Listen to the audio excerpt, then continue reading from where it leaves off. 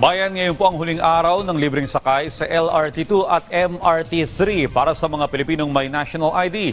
Si JM Beneda sa detalye. Rise and shine, JM. Rise and shine, Audrey. Huling araw na nga ngayon ang libreng sakay sa LRT2 para sa mga kababayan nating may hawak na national ID. Kaya para sa mga papasok pa lamang ngayong umaga ay pwedeng pang makahabol.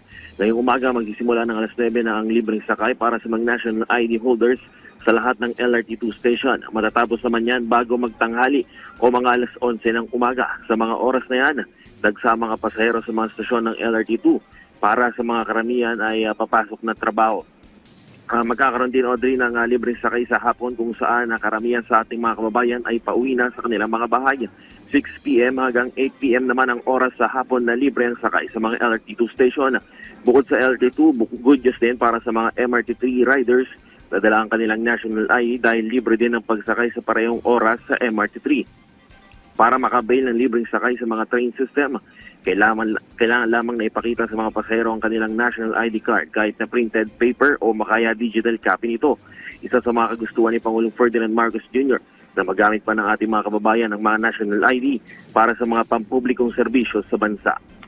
Yan muna latest. Ako si JM Pineda para sa Pambansang TV sa Bagong Pilipinas. Maraming salamat, JM Pineda.